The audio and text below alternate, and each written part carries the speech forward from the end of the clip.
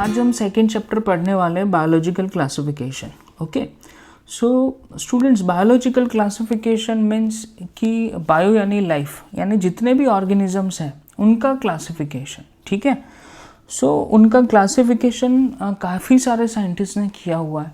ठीक है, उसमें से स्टूडेंट्स अपने 10th स्टैंडर्ड में या लोअर स्टैंडर्ड में पढ़ा हुआ है कि जो हाईली एक्सेप्टेड क्लासिफिकेशन है वो विटेकर का क्लासिफिकेशन है, 5 किंगडम क्लासिफिकेशन। ठीक है, सो 5 किंगडम क्लासिफिकेशन है वो एक्सेप्टेड है, सारे साइंटिस्ट ने उन्होंने एक्सेप्ट किया हुआ है।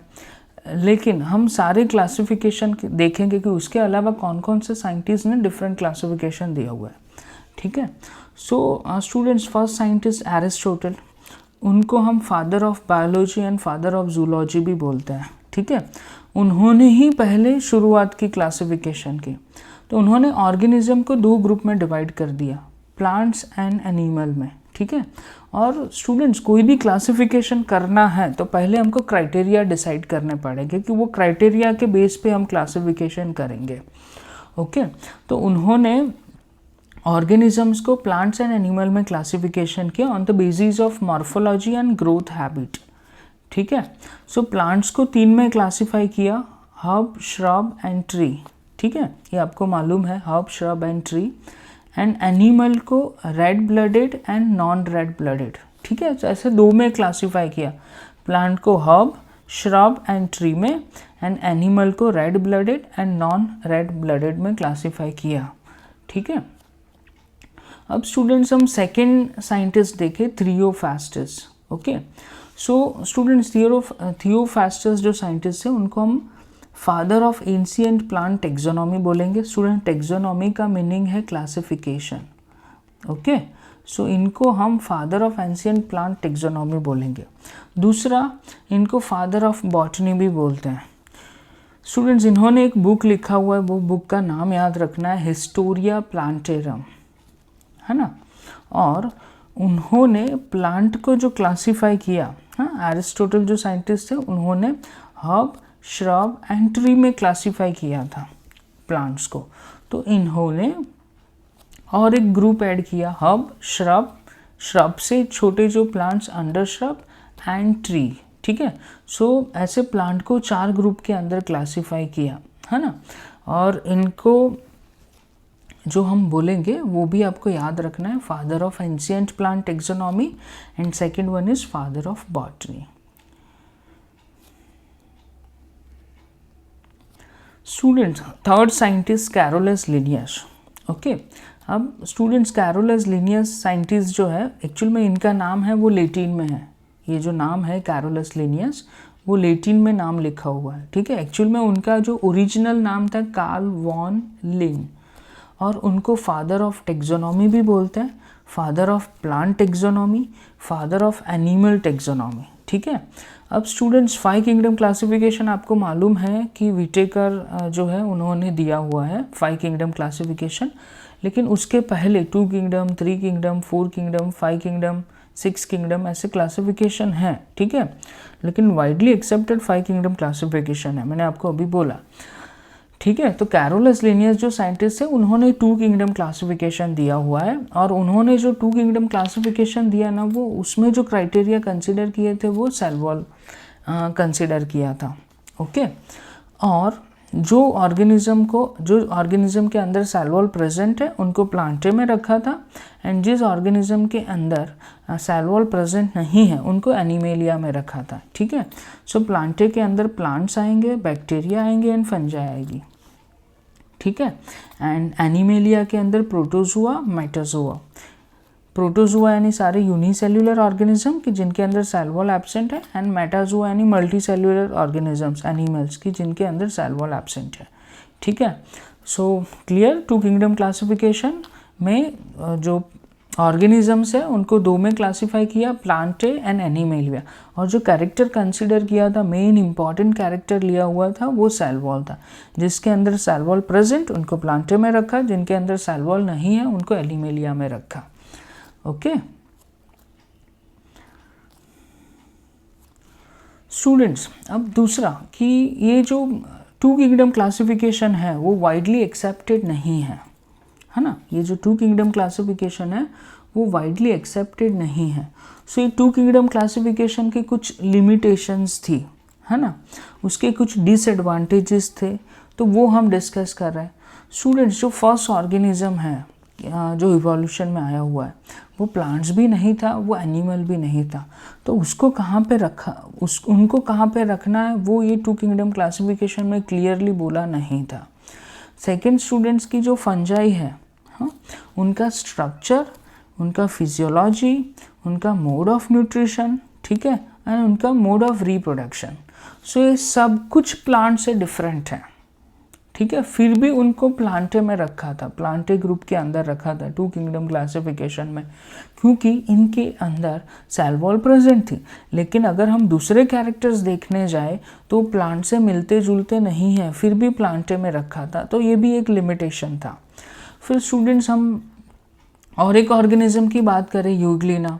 सो यूग्लिना है, उनका जो मोड ऑफ न्यूट्रिशन है, यूग्लिनॉइड्स का जो मोड ऑफ न्यूट्रिशन है वो ऑटोट्रॉफिक भी है एंड हेट्रोट्रॉफिक भी है। सनलाइट अवेलेबल है तो वो फोटोसिंथेसिस कर रहा है, और अगर सनलाइट नहीं है, ओके, सनलाइट नहीं है तो वो हेट्रोट्रॉफिक मोड ऑफ न्यूट्रिशन है उनका, है ना, और इनके अंदर सेल वॉल एब्सेंट है। तो यहाँ पे कंफ्यूजन था कि सेल वॉल एब्सेंट है तो एनिमेलिया में रखेंगे, लेकिन ये फोटोसिंथेसिस भी कर रहा है, ओके, तो प्लांटे में रखना चाहिए, है ना। तो ये भी यहाँ पे कंफ्यूजन था कि ये जो यूग्लिना ऑर्गेनिजम्स है उनको कहाँ पे रखना है। फोर्थ, स्टूडेंट्स, यूनिसेल्युलर आल्गी क्लैमिडोमोनास, वो मोटाइल है, ठीक है, और मोटाइल तो एनिमल्स होते हैं तो इनको एनिमेलिया में रखना चाहिए, लेकिन इनके अंदर सेल वॉल प्रेजेंट है तो इनको प्लांटे में रखा हुआ है ना। तो ये सारे लिमिटेशंस थे, ठीक है, टू किंगडम क्लासिफिकेशन के। स्टूडेंट्स, और हम लिमिटेशंस की बात करें तो एक स्लाइम मोल्ड करके है प्रोटिस्टा, है ना, तो उनके सिर्फ जो स्लाइम मोल्ड है उनका जो रिप्रोडक्टिव स्टेज है उसके अंदर ही सिर्फ सेल वॉल फॉर्म हो रहा है, स्पोर्स के अंदर ही सेल वॉल्स फॉर्म हो रहा है, अदरवाइज उसकी लाइफ में सेल वॉल फॉर्म नहीं हो रहा है ना। सिर्फ लाइफ साइकिल में एक ही स्टेज में स्पोर्स के अंदर सेल वॉल प्रोड्यूस हो रहा है, तो इसको कहाँ पे रखें वो कन्फ्यूजन था, क्योंकि हमने सेल वॉल के बेसिस पे क्लासिफिकेशन किया है। फिर स्टूडेंट्स, लाइकेन, वो सिम्बायोटिक एसोसिएशन है फंगस एंड आल्गी का, तो उनको कहाँ पे रखना टू किंगडम क्लासिफिकेशन में, वो कन्फ्यूजन था। वायरसेस को कहाँ पे कैसे रखना है, ठीक है। फिर प्रोकैरियोटिक ऑर्गेनिजम्स है, बैक्टीरिया वगैरह, है ना, उनके अंदर तो नेकेड डीएनए होता है, ठीक है, तो उनको कहाँ पे रखना, तो ये सारे कन्फ्यूजन थी। तो ये सारे डिसएडवांटेजेस थे टू किंगडम क्लासिफिकेशन के, है ना। तो इसकी वजह से टू किंगडम क्लासिफिकेशन वो वाइडली एक्सेप्टेड नहीं था, क्योंकि काफ़ी सारे कंट्रोवर्सीज थे, कौन से ऑर्गेनिज्म को कहाँ पे रखना है वो कन्फ्यूजन था, ओके। फिर स्टूडेंट्स, एक साइंटिस्ट है अर्नेस्ट हैकल, उन्होंने थ्री किंगडम क्लासिफिकेशन दिया, ओके। अब ये जो थ्री किंगडम क्लासिफिकेशन है स्टूडेंट्स, सो ये थ्री किंगडम क्लासिफिकेशन में जो टू किंगडम क्लासिफिकेशन था उसमें दो ही ग्रुप थे स्टूडेंट्स, एक प्लांटे था और एक एनिमेलिया था, है ना। सो प्लांटे एंड एनिमेलिया में ज़्यादातर जो यूनिसेल्युलर ऑर्गेनिज्म थे उनको रखने में दिक्कत आ रही थी, तो उसकी वजह से थ्री किंगडम क्लासिफिकेशन में प्लांटे में से एक ग्रुप यूनिसेल्युलर ऑर्गेनिजम्स है ना उनको बाहर निकाल दिया और अलग से एक किंगडम बनाया, उसको हम बोलेंगे प्रोटिस्टा।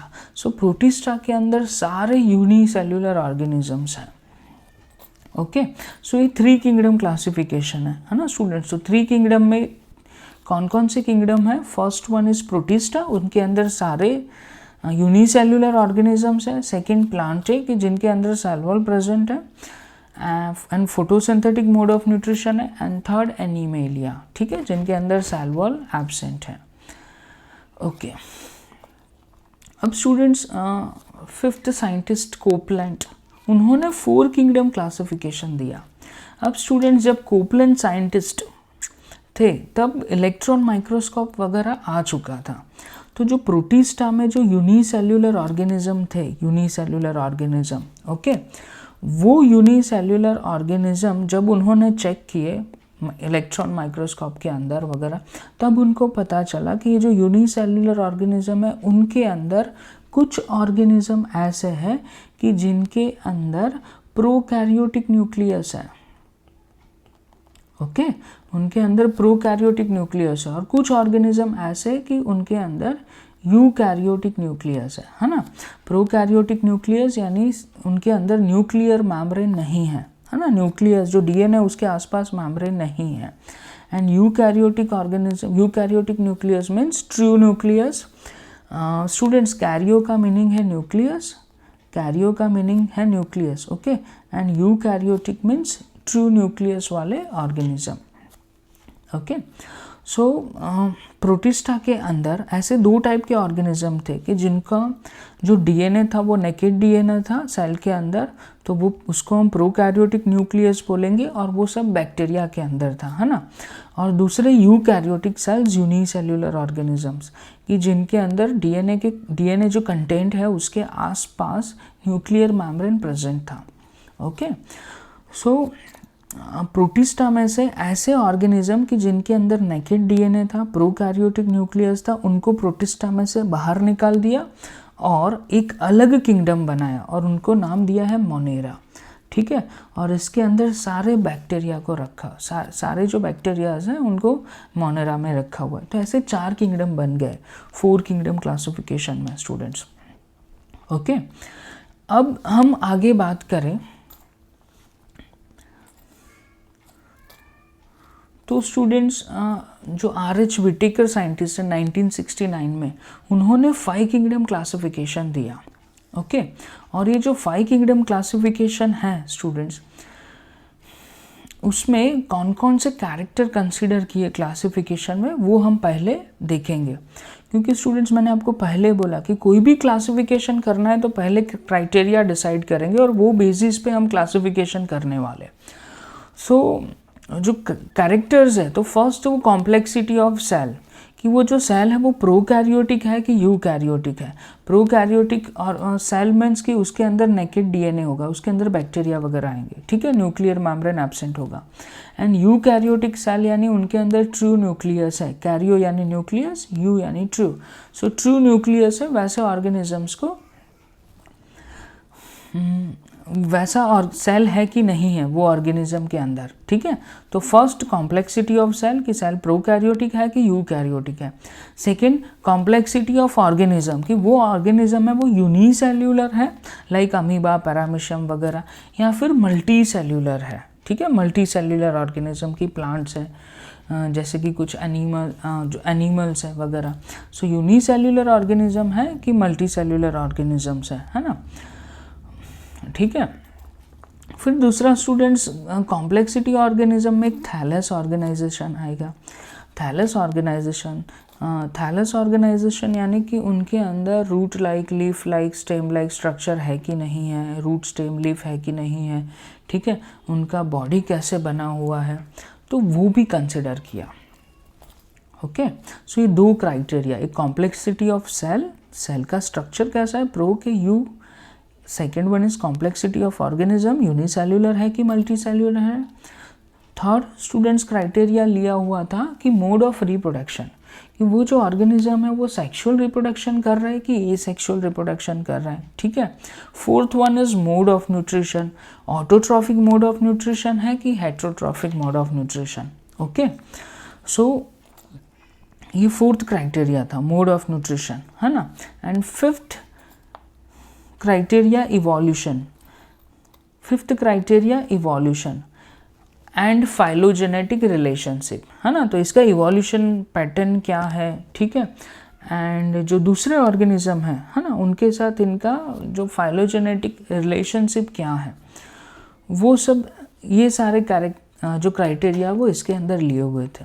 तो स्टूडेंट्स, यहाँ पे 2 इम्पॉर्टेंट क्राइटेरिया है, एक है मोड ऑफ न्यूट्रिशन, एक है मोड ऑफ न्यूट्रिशन, की जो अभी तक जो second 2 kingdom, 3 kingdom, 4 kingdom classification है उसमें नहीं लिया हुआ था, ओके। एंड दूसरा इवोल्यूशन, की ऑर्गेनिज्म का इवोल्यूशन कैसे हुआ है। सो ये 2 क्राइटेरिया है वो 5 किंगडम क्लासिफिकेशन में लिए हुए थे, है ना। तो इसकी वजह से वाइडली एक्सेप्टेड है। सो स्टूडेंट्स, अब 5 किंगडम क्लासिफिकेशन के अंदर आपको याद रखना है, आगे हमने 4 किंगडम क्लासिफिकेशन पढ़ा।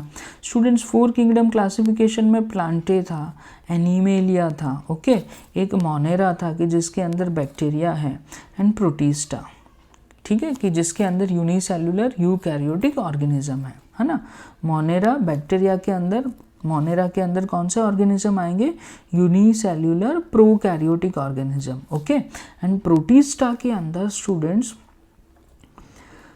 यूनिसेल्युलर यूकैरियोटिक ऑर्गेनिज्म है, ओके।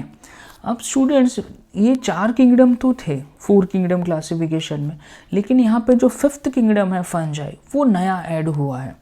ऐसा इसलिए कि स्टूडेंट्स मैंने आपके आगे आपको क्राइटेरिया बोले, तो इनके यहाँ पे जो 5 किंगडम क्लासिफिकेशन है वहाँ पे नया क्राइटेरिया ऐड किया हुआ है, मोड ऑफ न्यूट्रिशन, है ना स्टूडेंट्स। अब मोड ऑफ न्यूट्रिशन है, 4 किंगडम क्लासिफिकेशन में प्लांटे के साथ ही फंजाई थी, हाँ, प्लांटे के साथ ही फंजाई थी 4 किंगडम क्लासिफिकेशन में, लेकिन 5 किंगडम क्लासिफिकेशन में प्लांटे में से फंजाई को अलग किया हुआ है, सेपरेट किया हुआ है।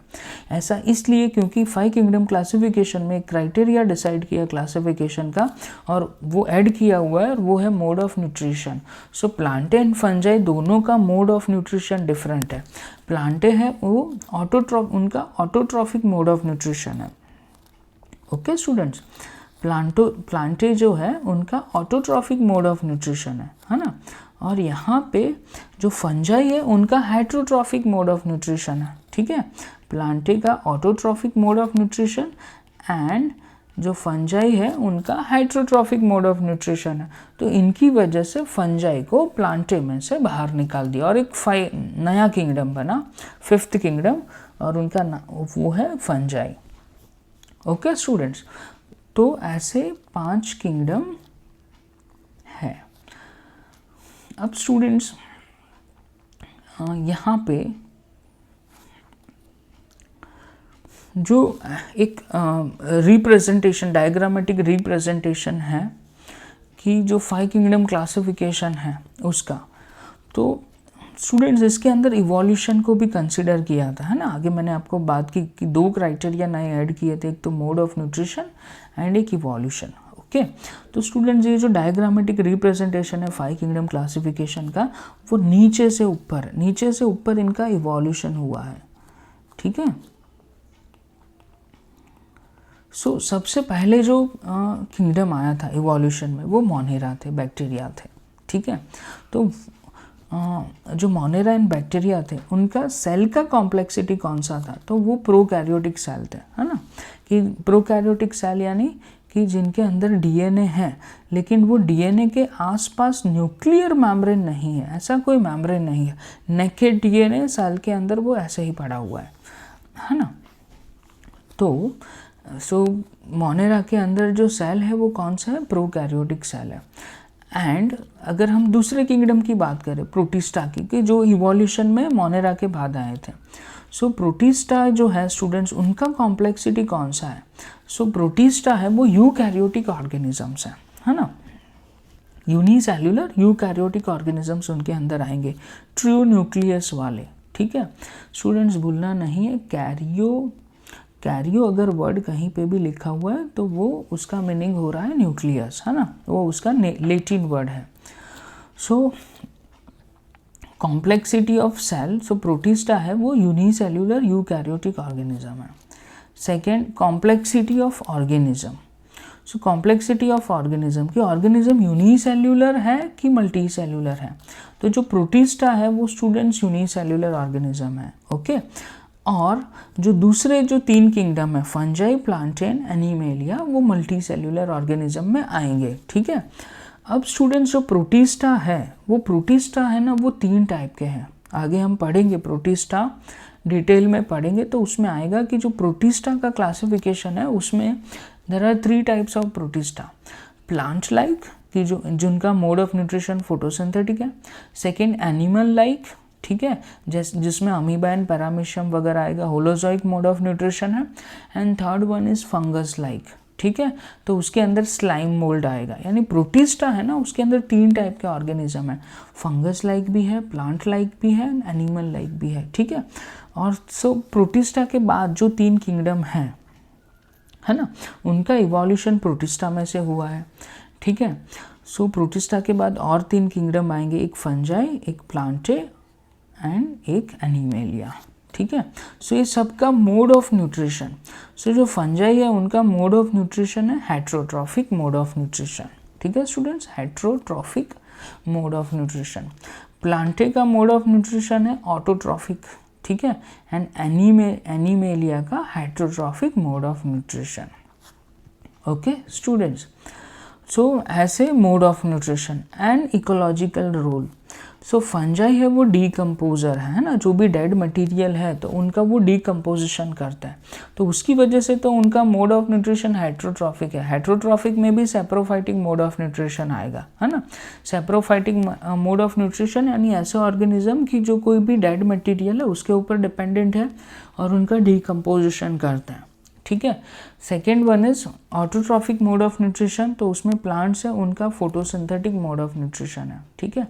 And third one is heterotrophic mode of nutrition, वो एनिमेलिया का है, ओके। तो एनिमेलिया में भी पैरासाइटिक मोड ऑफ न्यूट्रिशन आ सकता है हेट्रोट्रॉफिक में, and holozoic mode of nutrition.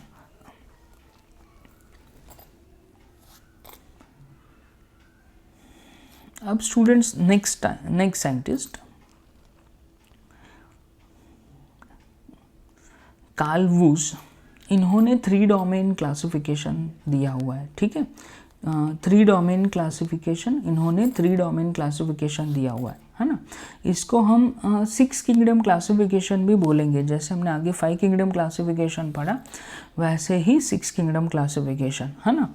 और इसको हम 3 डोमेन क्लासिफिकेशन भी बोलेंगे। सो स्टूडेंट्स कैसे 3 किंगडम कैसे 6 किंगडम हो रहे, 3 डोमेन हो रहे, वो हम देखते हैं।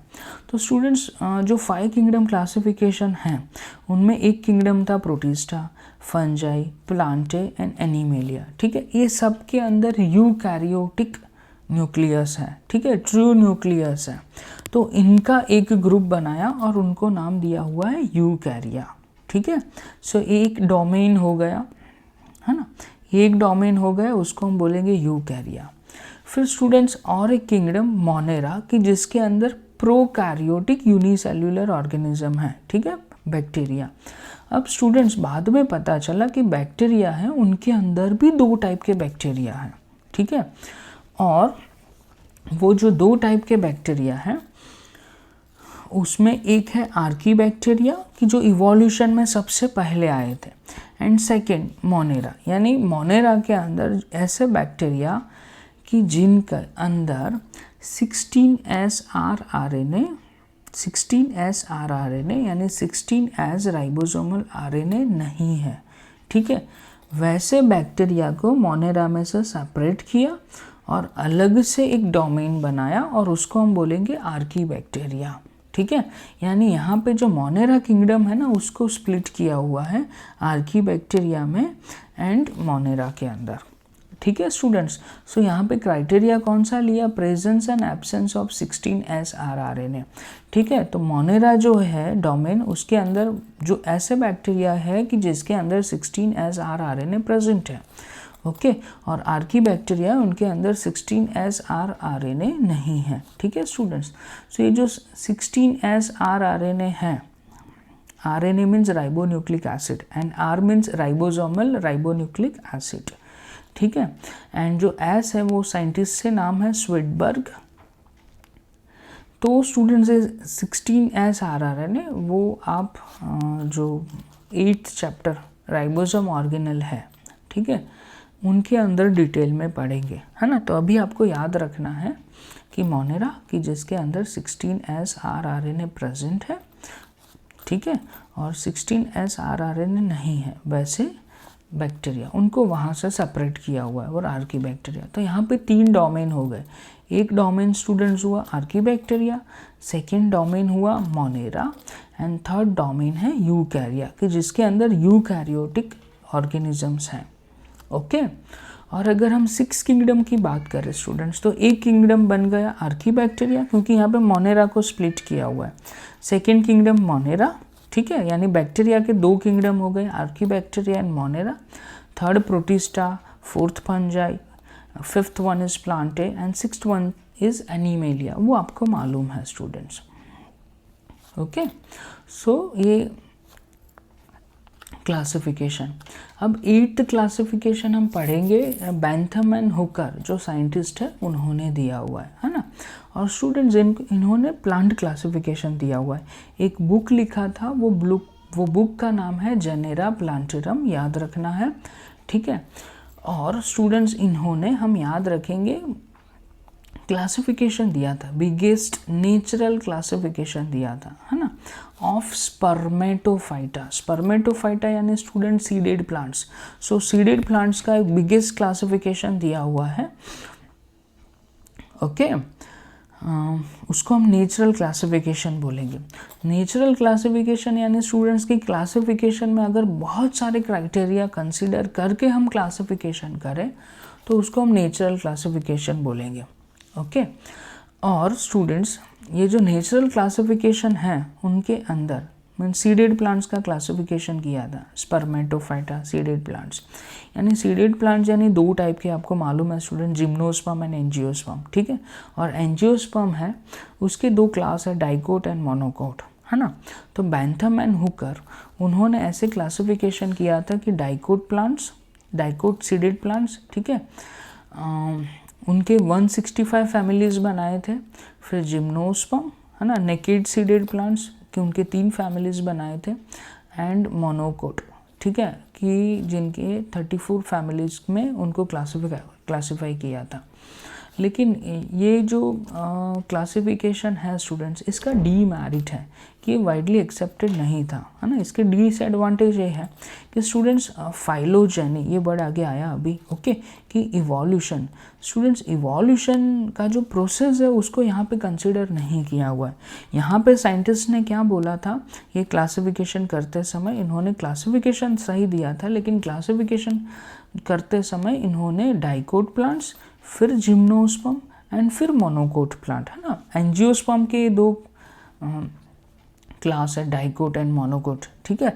तो ऐसा बोला कि पहले डाइकोट प्लांट्स आए थे इवोल्यूशन में, फिर जिम्नोस्पर्म और फिर उसके बाद मोनोकोट। लेकिन ये जो सीक्वेंस है वो सही नहीं है।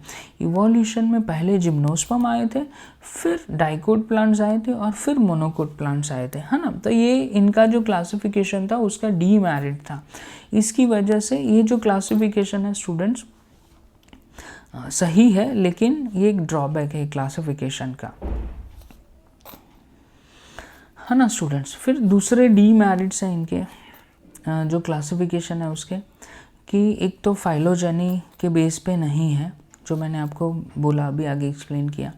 और ये जो क्लासिफिकेशन है स्टूडेंट्स, बैंथम एंड हुकर जो साइंटिस्ट हैं उन्होंने दिया था, इसके एडवांटेजेस भी है।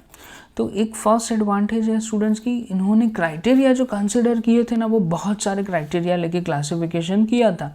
इसलिए तो आगे हमने लिखा कि ये नेचुरल क्लासिफिकेशन है, नेचुरल सिस्टम ऑफ क्लासिफिकेशन। अगर बहुत सारे क्राइटेरिया कंसिडर करके क्लासिफिकेशन करते हैं तो जो क्लासिफिकेशन है वो अच्छी तरह से होगा, है ना। तो इसकी वजह से इसको हम नेचुरल सिस्टम ऑफ क्लासिफिकेशन बोलेंगे। और स्टूडेंट से पहला ऐसा क्लासिफिकेशन था कि जिनके अंदर फ्लोरल कैरेक्टर्स को कंसीडर किया, है ना, फ्लोरल कैरेक्टर को कंसीडर करके क्लासिफिकेशन किया।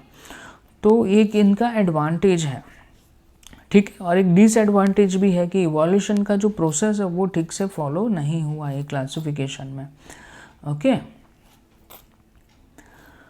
स्टूडेंट्स। और एक हम क्लासिफिकेशन देखते हैं,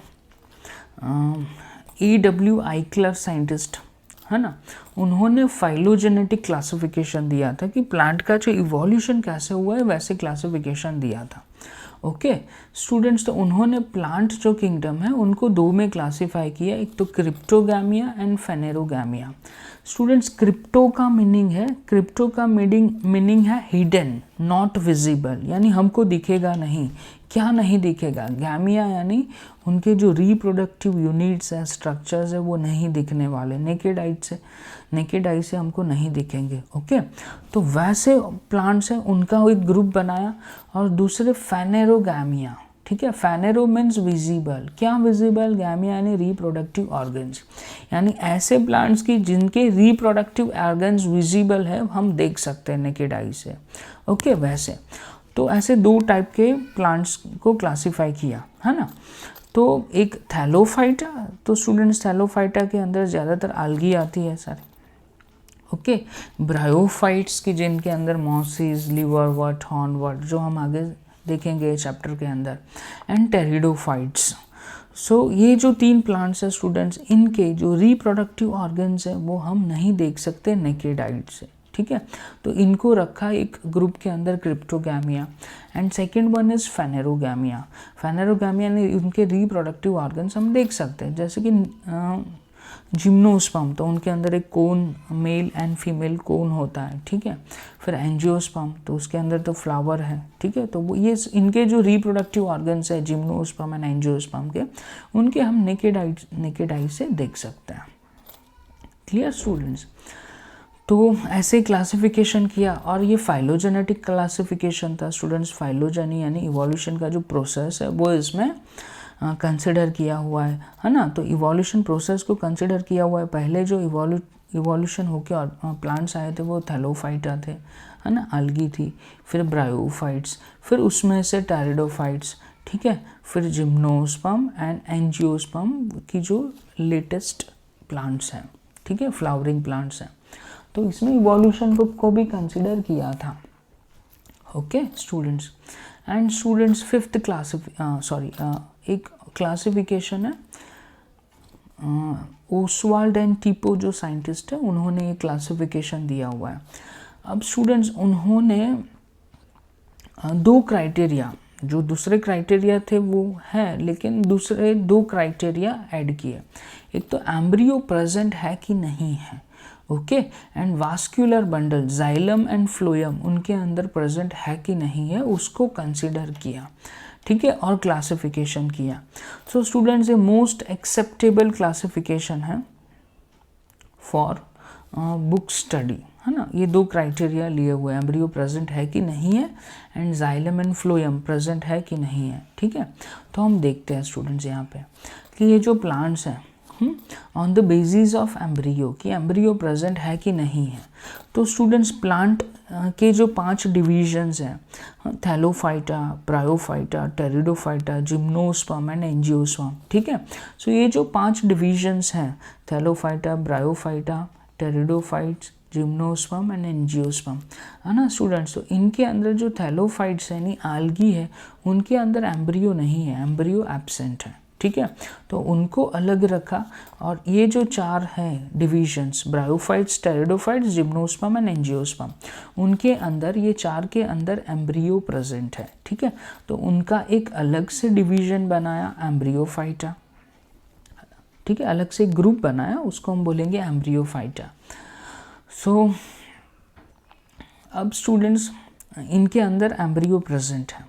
अब इनके अंदर फर्दर क्लासिफिकेशन किया, ये जो 4 है, bryophytes, pteridophytes, gymnosperm and angiosperm, इनका फर्दर क्लासिफिकेशन किया कि वास्कुलर बंडल है कि नहीं है। ठीक है, तो स्टूडेंट्स जो ब्रायोफाइट्स हैं उनके अंदर जाइलम एंड फ्लोएम नहीं है, वास्कुलर बंडल्स नहीं है। ठीक है, तो उनको सेपरेट किया। और बाकी जो 3 हैं, टेरिडोफाइट्स, जिम्नोस्पर्म एंड एंजियोस्पर्म, उनके अंदर वास्कुलर बंडल प्रेजेंट है। ठीक है, तो उनका एक ग्रुप बना है, pteridophytes, gymnosperm and angiosperm, vascular bundle यानी जाइलम एंड फ्लोएम इनके अंदर प्रेजेंट है। ठीक है, और ब्रायोफाइट्स के अंदर जाइलम एंड फ्लोएम नहीं है। ठीक है स्टूडेंट्स, तो ऐसा एक क्लासिफिकेशन दिया ओसवाल्ड एंड टिपो साइंटिस्ट ने। 2 क्राइटेरिया इनके अंदर कंसिडर किए हुए, वो याद रखना है। फर्स्ट कि एम्ब्रियो प्रेजेंट है कि नहीं है, और थैलोफाइटा के अंदर एम्ब्रियो नहीं है, तो उसको अलग करके एक ग्रुप बनाया, एम्ब्रियोफाइटा। अब उसका फर्दर क्लासिफिकेशन किया कि वास्कुलर बंडल है कि नहीं है। ओके। सो ब्रायोफाइट्स के अंदर वास्कुलर बंडल नहीं है तो उसको सेपरेट करके और एक 3 का ग्रुप बनाया ट्रैकियोफाइटा, है ना, कि जिनके अंदर वास्कुलर बंडल प्रेजेंट है।